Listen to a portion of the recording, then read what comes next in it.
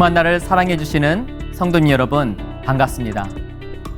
한국침례신학대학교에서 설교학을 가르치고 있는 임도균 교수입니다. 주만나 큐티는 일상에서 하나님의 말씀을 깊이 있게 겸하게 하는 좋은 친구입니다. 9월에도 주만나 큐티와 함께 승리하시길 바랍니다. 큐티하는 당신이 하나님의 뷰티입니다. 샬롬, 반갑습니다. 주만나 디렉터 금경현 목사입니다. 이번 달에도 어김없이 저희 주만나와 함께 하시는 성도 여러분들을 사랑하고 축복합니다. 벌써 9월이 되었습니다. 여러 날 계속됐던 무더위도 한풀 꺾이고 저녁에는 신선한 바람이 불어오는데요. 이제 가을을 맞이해야 될 시간이 된 것 같습니다. 특별히 9월은 새로운 학기가 시작되는 출발점이죠. 게을러졌던 마음을 다잡고 새롭게 출발하는 9월이 되었으면 좋겠습니다. 여러분들은 가을이 되면 뭐가 제일 먼저 생각나세요? 저는 이 소풍이 떠오릅니다. 이렇게 늘어진 버드나뭇잎 아래서 가족들과 함께 김밥도 먹고 따뜻한 커피도 마시고 생각만 해도 참 행복해지는데요. 사랑하는 사람들과 함께하는 따뜻한 소풍, 마음껏 소풍 갈 수 있는 날이 빨리 왔으면 좋겠습니다. 이렇게 누군가와 함께한다는 건 참 소중하고 행복한 일이죠. 9월에도 여러분들과 함께할 주인공을 소개합니다. 바로 9월 주만나입니다. 9월 주만나가 이렇게 나왔는데요. 푸른 하늘과 예쁘게 핀 코스모스로 단장해 봤습니다. 표지만 봐도 막 사고 싶어지신다고요? 주저하지 마시고 구입하십시오. 9월에도 주만나는요, 여러분들에게 하나님의 말씀을 들려줄 좋은 친구가 될 겁니다. 9월에 이제 저희가 묵상하게 될 성경은 두 권인데요. 이름이 비슷하죠. 바로 에스라와 에스더입니다. 분량이 둘 다 10장으로 돼 있어요. 특별히 에스라와 에스더는 본문이 스토리 형식으로 전개되기 때문에 아마 매일 큐티 시간에 마치 드라마를 보는 것처럼 흥미진진한 이야기를 만나게 될 겁니다. 기대하셔도 좋습니다. 9월에 만나게 될 여러 본문들 가운데 저는 에스라 7장 10절을 좀 깊이 묵상해 봤어요. 우리 한번 함께 읽어볼까요? 자, 시작. 에스라가 여호와의 율법을 연구하여 준행하며 율례와 규례를 이스라엘에게 가르치기로 결심하였었더라. 에스라의 굳은 결심이 등장하죠. 여기서 우리는 세 가지 동사에 집중해야 됩니다. 첫째는 연구하다. 둘째는 준행하다. 셋째는 가르치다. 에스라는 하나님의 말씀을 깊이 알기를 원했어요. 그래서 연구했던 거죠. 그리고 에스라는 말씀을 아는 것에 머물지 않고요. 그 말씀을 실천합니다. 그리고 그 실천의 중심에는 말씀을 가르치는 일이 있었죠. 오늘 우리에게 적용해 보면요. 이렇게 정리할 수가 있어요. 에스라가 하나님의 말씀을 연구했듯이 우리는 하나님의 말씀을 묵상해야 되고요. 에스라가 말씀을 준행했듯이 우리는 하나님의 말씀을 실천해야 됩니다. 마지막으로 에스라가 말씀을 가르치기로 결심했듯이 우리는 하나님의 말씀을 증거해야 하는 거죠. 그래서 9월 주만나 대문글에 이렇게 한번 적어봤습니다. 우리 같이 한번 읽어볼까요? 하나님은 말씀을 묵상하는 사람에게 은혜를 주십니다. 하나님은 말씀을 실천하는 사람에게 용기를 주십니다. 하나님은 말씀을 증거하는 사람에게 열매를 주십니다. 맞아요. 하나님은 하나님의 말씀을 가까이 하는 사람들에게 이런 축복을 주십니다. 9월 달에도 우리 주만나 통해서 은혜와 용기와 열매를 얻는 저와 여러분들이 되었으면 좋겠습니다. 앞서 말씀드렸다시피 9월 달에는 두 권의 성경, 에스라와 에스더를 보게 될 텐데요. 여기 화면에 보시는 바와 같이 에스라, 에스더 모두 10장으로 구성되어 있습니다. 그러면 이제부터 에스라와 에스더의 대략적인 개요를 좀 살펴보도록 할게요. 먼저 에스라부터 보겠습니다. 이 에스라의 저자는 에스라인데요. 이 에스라는 율법학자였죠. 본문을 묵상하시면서 알게 되시겠지만 에스라는 자신의 기억을 더듬어 가면서 나라는 1인칭을 계속 사용합니다. 이 에스라가 쓰여진 시기는요, BC 458년에서 445년 그 사이로 추정을 하는데, 이 에스라가 예루살렘에 도착한 것이 BC 458년이었고요. 그 뒤에 이제 느헤미야가 예루살렘에 온 때가 바로 BC 445년이었습니다. 그 사이에 아마도 에스라서가 쓰여졌을 것이라는 게 가장 설득력 있는 이론입니다. 에스라서는요, 바벨론에서 고국으로 돌아온 유다 백성이 성전을 재건하고 유다에 뿌리 내리는 과정을 기록하고 있는데요. 특별히 에스라서는 하나님의 약속이 어떻게 이루어지는지 구체적으로 보여줍니다. 과거에 하나님의 선지자들을 통해 이스라엘 백성들과 하나님이 이 회복을 약속하셨었죠. 하나님은 이제 그 약속을 성취하기 위해서 이 이방 나라의 왕들을 사용하시는데요. 고레스, 다리오, 아닥사스다, 이런 왕들이 바로 이 본문에 등장하는 이방의 왕들이죠. 에스라서는 이렇게 크게 세 부분으로 나눌 수가 있어요. 1장과 2장에는 1차 포로 귀환에 관한 내용이 등장하죠. 바사왕 고레스가 바벨론에 붙잡혀 있던 유다 백성들을 고국으로 돌아가도록 허락해 줍니다. 하나님이 예레미야 선지자를 통해 예언하셨던 그 말씀이 이 고레스라는 왕을 통해서 이루어지게 된 거죠. 에스라 3장부터 6장까지는요, 드디어 성전 재건의 역사가 펼쳐집니다. 제사장 예수아라는 사람과 지도자 수룹바벨이라는 사람이 성전 재건과 함께 예루살렘 성의 재건을 시작하게 되는 겁니다. 하지만 공사의 과정은 순탄치 않았어요. 공사를 방해하는 사건이 줄지어 계속됩니다. 결국 성전 재건은 16년 이상 중단되게 되죠. 하지만 하나님은 거기서 멈추지 않으셨어요. 학개와 스가랴를 보내십니다. 성전 건축이 재개되게 되는 거죠. 결국 성전이 파괴된 지 70년 만에 새로운 성전이 지어지게 됩니다. 마지막으로 에스라 7장부터 10장까지에는 에스라의 귀환 이야기가 등장합니다. 율법을 연구하는 학자였던 에스라는 유다 백성들에게 하나님의 말씀을 가르치기로 결심하죠. 하나님 말씀만이 쓰러져가는 민족을 다시 세울 수 있는 원동력이라 믿었기 때문입니다. 자, 우리가 에스라서를 묵상할 때 잊지 말아야 할 포인트 3가지가 있어요.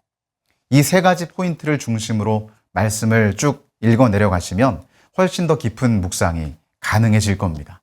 첫째, 하나님이 반드시 약속을 이루신다는 거예요. 그 약속을 이루시는 구체적인 모습이 무엇으로 드러났습니까?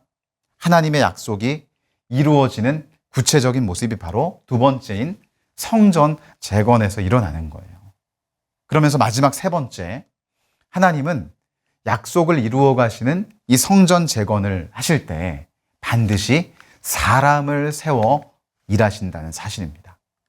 아까 말씀드렸다시피 학개와 스가랴, 그리고 이 에스라서의 주인공인 에스라가 바로 하나님께 쓰임 받았던 인물들이죠. 정리해 볼게요. 하나님의 약속은 반드시 이루어지게 되어 있는데 그것이 성전 재건이라는 구체적인 모습으로 나타났고요. 그 약속을 이루어 가실 때 하나님은 반드시 적합한 사람을 세우신다는 겁니다. 이 세 가지 포인트를 잘 기억하시면서 에스라서를 깊이 묵상해 보셨으면 좋겠습니다. 자, 다음은 에스더입니다. 에스더는 에스라보다 우리에게 굉장히 익숙한 성경이죠. 에스더 하면 함께 떠오르는 인물이 있어야 되는데 하만, 그리고 모르드게. 우리가 잘 아는 이야기지만 에스더서는 어떻게 구성되어 있는지 잠깐 저와 함께 살펴보도록 할게요. 에스더서는 누가 썼는지 알 수 없습니다. 다만 학자들은 이 에스더가 머물렀던 수산이라는 도성에 한 유다인이 기록했을 것이다 라고 추정합니다. 에스더서는요, BC 460년경에 기록되었을 것이라고 추정하고 있는데, 그러니까 에스라보다 에스더가 조금 더 일찍 기록되었다고 볼 수 있죠. 에스더서는 에스더가 왕비가 되는 이야기로부터 시작합니다. 그리고 우여곡절 끝에 에스더가 하만의 음모를 이겨내고 민족을 구하는 해피엔딩으로 막이 내리죠. 여기서 우리가 발견할 수 있는 진리는 하나님의 일하심에는 빈틈이 없다는 사실입니다. 그 빈틈 없으신 하나님의 역사가 에스더와 유다 민족에게 뿐 아니라 오늘 우리에게도 향해 있다는 사실을 잊으시면 안 됩니다. 에스더는요, 크게 세 단락으로 나눠볼 수 있는데요. 첫째는 이 에스더가 왕비가 되는 장면이에요. 우리가 여기서 놓치지 말아야 될 것은 에스더가 과연 왕비에 오를 수 있는 조건이나 능력을 가지고 있었냐 하는 부분이에요. 이방인에 불과했던 에스더가 왕비가 된다? 이건 불가능을 넘어서 가당치도 않은 이야기입니다. 그렇다면 누가 이 에스더를 왕비로 세우셨습니까? 하나님이 하신 거죠. 우리는 이 에스더서를 묵상하면서 이 하나님의 일하심을 절대 놓쳐서는 안 됩니다. 두 번째 단락은요, 바로 하만의 음모입니다. 유다 민족에게 큰 위기가 찾아오죠. 하만의 음모는 결코 단순한 장애물이 아니었습니다. 유다 민족의 실력으로는요, 결코 해결할 수 없는 큰 장벽과도 같았어요. 그런데 우리가 주목해야 할 세 번째 단락. 여러분, 그 하만이 여기 지금 어떻게 돼 있다고요? 몰락했어요. 모르드게를 매달기 위해 준비한 거대한 장대에 결국 하만이 걸리게 되죠. 유다 민족에게는 실력도 능력도 없었지만 그들은 위대한 승리를 거두게 됩니다. 이 모든 일을 누가 하셨다고요? 하나님이, 전능하신 하나님이 이 일을 하신 겁니다. 그래서 우리는 에스더서를 묵상하면서 이 세 가지 포인트를 꼭 기억해야 됩니다. 첫 번째는 하나님의 시선. 하나님의 시선은요, 항상 하나님의 백성에게 머물러 있어요. 민족을 구했던 에스더에게, 그리고 하만의 음모 때문에 큰 위기에 빠졌던 유다 민족에게, 그리고 코로나 팬데믹의 어지러운 상황 속에 있는 우리들에게 하나님의 시선이 머물러 있음을 잊지 마십시오. 두 번째, 하나님의 도움입니다. 하나님은 결코 바라만 보시는 분이 아니죠.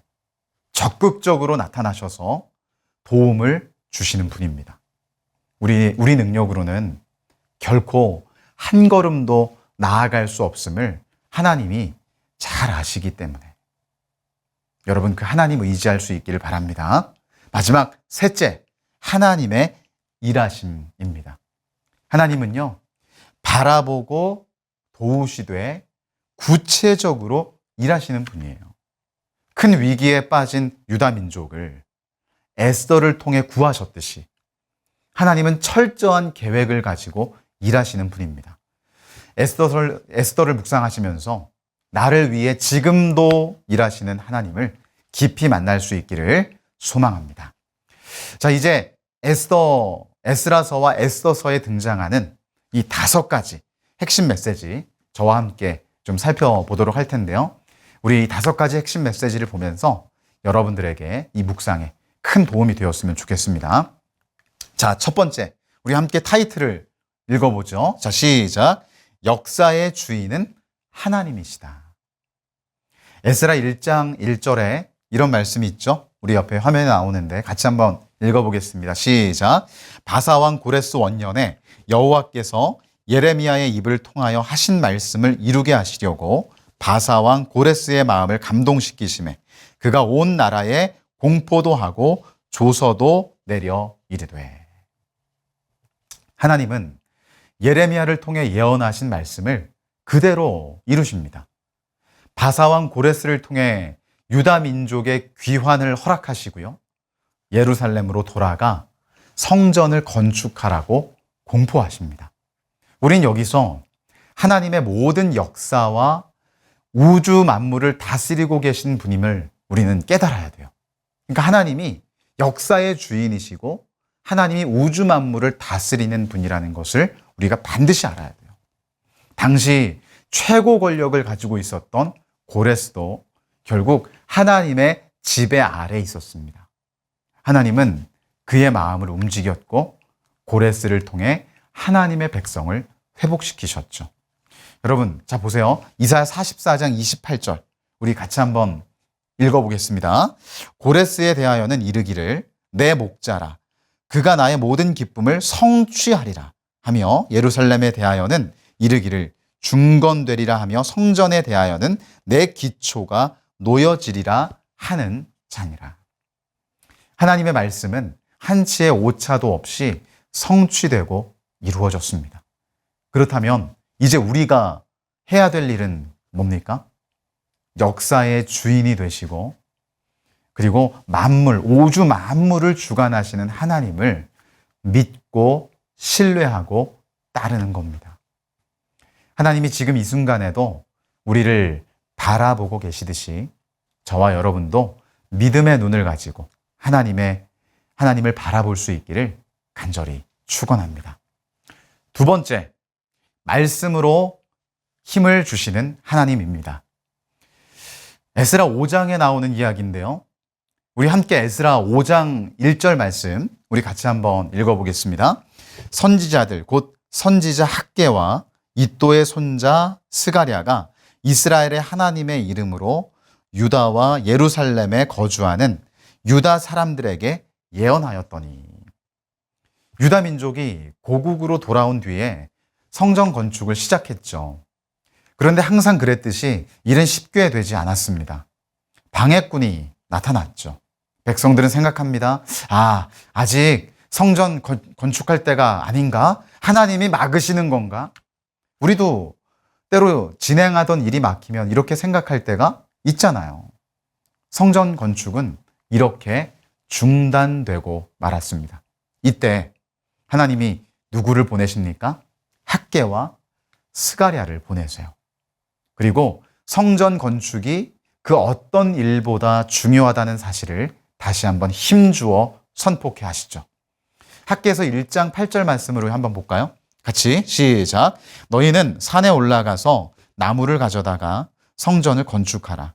그리하면 내가 그것으로 말미암아 기뻐하고 또 영광을 얻으리라. 여호와가 말하였느니라. 하나님은 중단된 성전 건축을 다시 진행하라고 명령하십니다. 이렇게 하나님은 말씀을 통해 여러분들에게 또 저에게 이스라엘 백성들에게 힘을 주세요. 오늘 우리가 지쳐 쓰러져 있을지라도 다시 일어날 힘이 없을지라도 하나님은 어김없이 우리에게 말씀을 보내십니다. 9월 한 달에도 말씀을 통해 새로운 힘을 얻는 저와 여러분들이 되었으면 좋겠습니다. 세 번째입니다. 우리 다 함께 타이틀을 읽어볼까요? 회복해 하시는 말씀을 사랑하라. 에스라 7장 10절도 우리 같이 한번 읽어보겠습니다.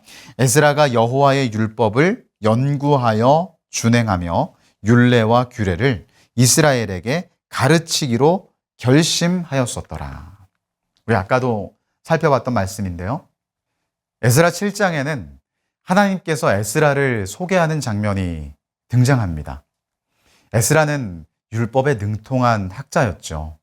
그러니까 하나님 말씀으로 잘 훈련된 사람이었던 겁니다. 여기서 우리가 집중해야 할 부분은요, 바로 에스라의 결심입니다. 에스라는 유다 민족에게 하나님의 말씀을 가르치기로 결심했어요. 각종 죄악으로 얼룩진 유다 민족을 깨끗하게 하고 하나님의 정결한 백성으로 거듭나게 할 수 있는 능력은 오직 하나님 말씀에서 나온다고 믿었기 때문입니다. 오늘 우리에게도 이런 믿음이 필요합니다. 하나님의 말씀은 우리 가정을, 우리 교회를, 또 우리 일터를, 우리 나라를 다시 살아나게 할 수 있습니다. 시편 1편 2절에서 의인은 어떤 사람이라고 했어요? 같이 한번 읽어보죠. 오직 여호와의 율법을 즐거워하여 그의 율법을 주야로 묵상하는도다. 의인은 오직 하나님의 말씀을 즐거워하고 그 말씀을 주야로 묵상하는 자라고 했죠. 우리는 오늘도 우리에게 회복을 주시는 말씀을 사랑하고 또 사랑해야 돼요.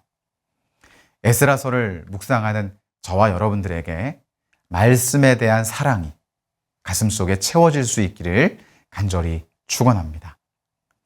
네 번째 이야기는요, 변화는 나에게서 시작된다라는 겁니다. 우리 함께 에스라 10장 1절 우리 같이 한번 읽어보겠습니다. 시작. 에스라가 하나님의 성전 앞에 엎드려 울며 기도하여 죄를 자복할 때에 많은 백성이 크게 통곡하며 이스라엘 중에서 백성의 남녀와 어린아이의 큰 무리가 그 앞에 모인지라. 에스라는 유다 백성들을 향해 일방적으로 말씀만 선포하지 않았습니다. 그가 먼저 하나님 앞에 엎드렸어요. 그리고 민족의 죄를 아파하면서 회개했죠. 여기서 우리가 집중해야 될 부분은 에스라 한 사람의 회개가 어떤 결과를 가져왔느냐 하는 부분이죠.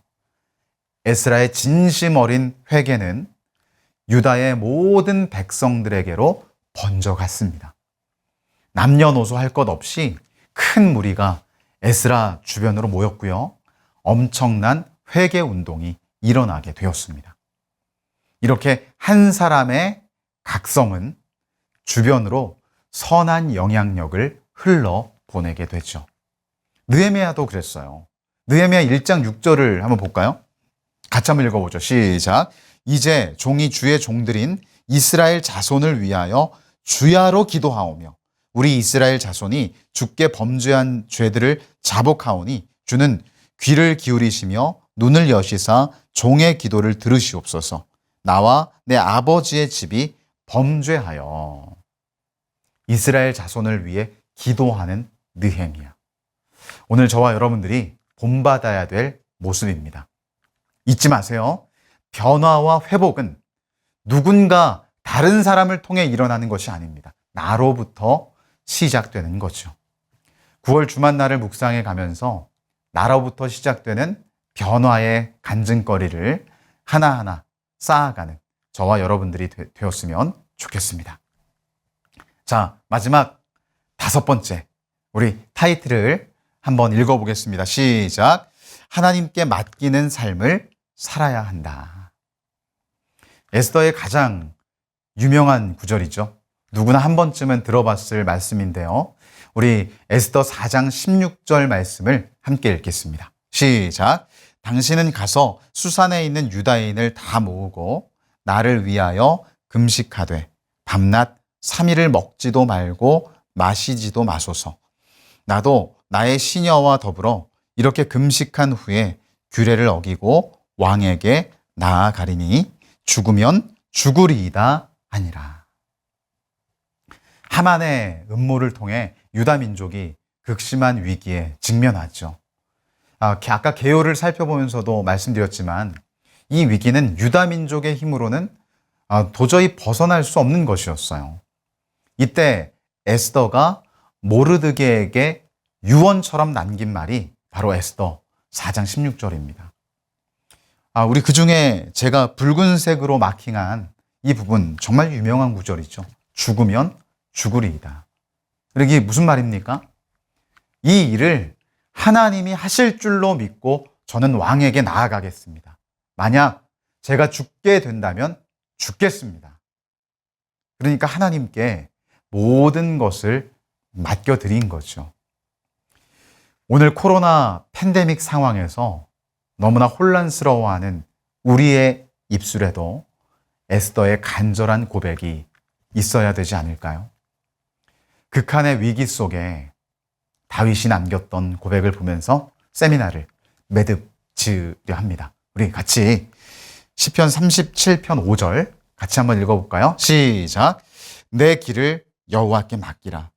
그를 의지하면 그가 이루시고. 아멘. 하나님께 맡기면요, 하나님이 이루어 주십니다. 이 말씀 가슴에 품고 9월 한 달 여러분들의 순례의 여정을 힘차게 걸어내실 수 있기를 주님의 이름으로 간절히 축원합니다. 우리 다 함께 기도하겠습니다. 하나님 아버지, 감사합니다. 저희에게 구원을 주셔서 감사합니다. 살아갈 수 있도록 하시니 감사합니다. 언제나 하나님의 그 시선이 우리들 위에 머물러 있다니 감사합니다. 하나님이 우리를 보호하고 지키고 바라보시듯이 우리들도 믿음의 눈을 들어 하나님을 바라보게 하여 주시옵소서. 특별히 코로나 팬데믹 상황 속에서 이 혼란스럽고 어지러운 삶의 정황 속에서 우리가 의지할 수 있는 분은 오직 하나님밖에는 없습니다. 우리가 하나님을 의지하고 하나님을 붙들면 하나님이 모든 행사를 이루어 주실 줄로 믿습니다. 9월 한 달 동안 주만 나와 함께 우리가 말씀을 묵상하며 이 세상의 혼란스러움과 어지러움을 이겨내게 하여 주시옵소서. 9월 한 달도 하나님께서 우리와 언제나 함께 하실 줄 믿사오며 예수님의 이름으로 기도합니다. 아멘.